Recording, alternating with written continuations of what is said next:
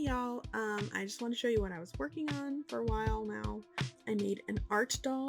It's the first one I've ever made, so she's a little, a little rough around the edges, but it was super fun. I made her a Sculpey.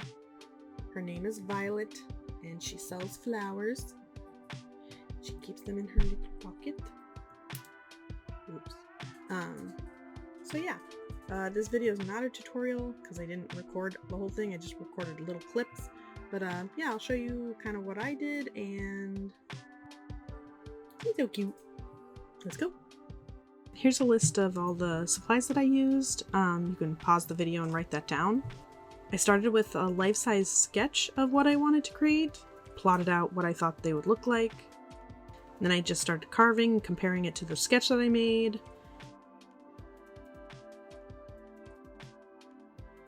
I had way too much fun with the little leg armatures, but see, she could walk.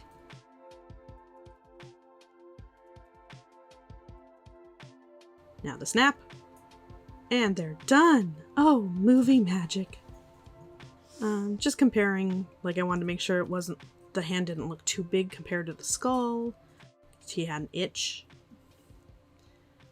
After the skull was baked, or all the parts were baked really, I was carving and sanding them down just to make sure things like really looked even.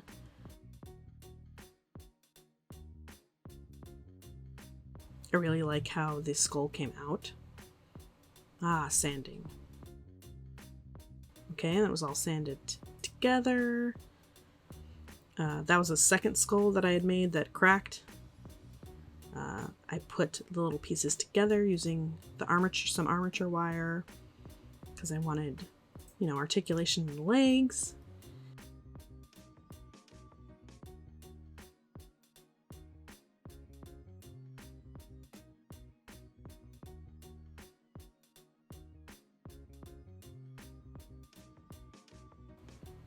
And it sits by itself. Just clip those as close to the leg as I could. And this is just what I did. I took the armature wire. I had baked the pieces with a piece of armature wire through them, so I knew that they would fit and there would be enough room. And I know that they use rubber bands to do like real ball jointed dolls, but I didn't have rubber bands, so I just used a piece of armature wire and just glued it in. Again, I just wanted to make this and see if I could do it. I wasn't really trying to make it as solid as real dolls. I just wanted to see if I could do it.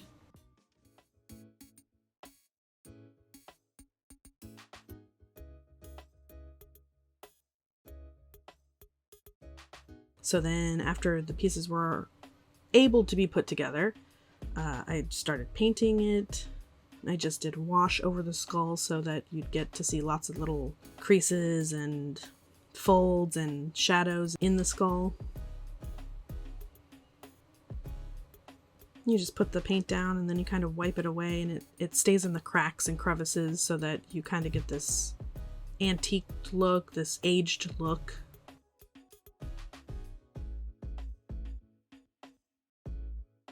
I wanted her to be a bluebird, so I painted her body blue.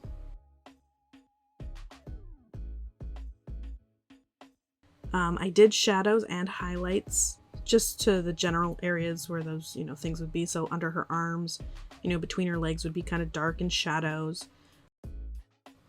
Highlights would be, on her forearms and her fingers, and her knees would have highlights. And I wanted to make them really subtle, so you just kind of blend that paint right in.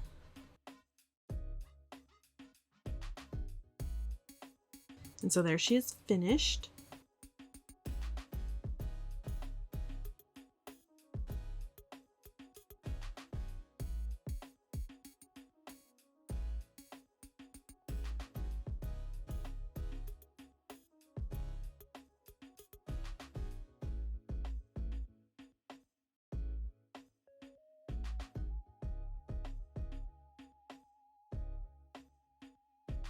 So then I made a skirt, a little piece of bodice, sleeves, and an apron. And then when I put that all down, I realized she needed some little underwears to go under her skirt.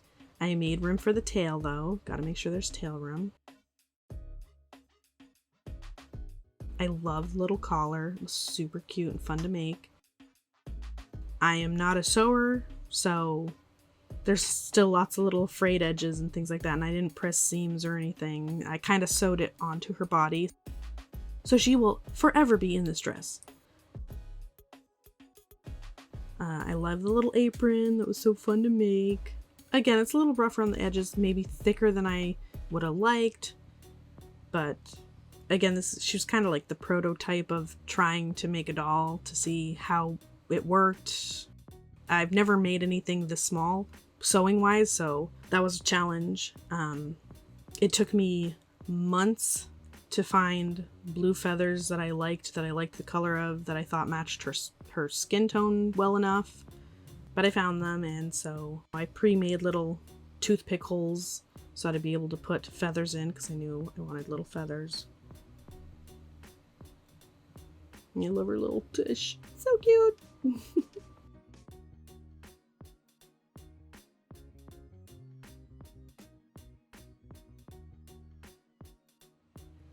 Then I wanted the flowers to be made out of paper. So I just took, some scraps of little pretty paper that I had lying around. Cut out the little shapes of petals. And then I folded them and glued them together. Then I had some glass beads in a medium for painting, so I just thought those would be good for centers. It will dry clear, so just as little beads of glass right there. And without further ado, here is her little photo shoot.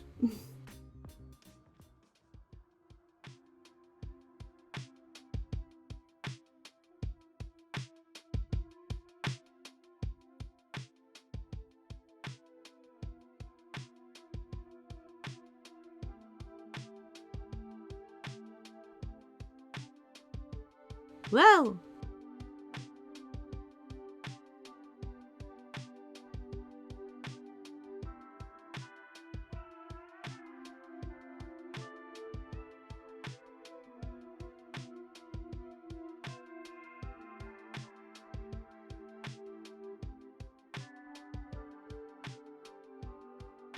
She loves selling flowers.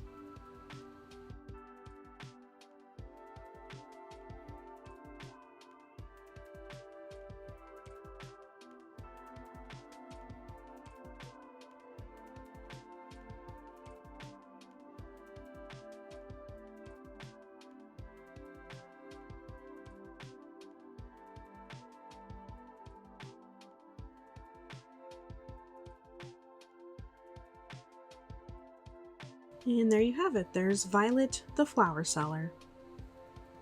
Thanks for watching. I hope you're inspired to go make something that you don't know how to make, just like this.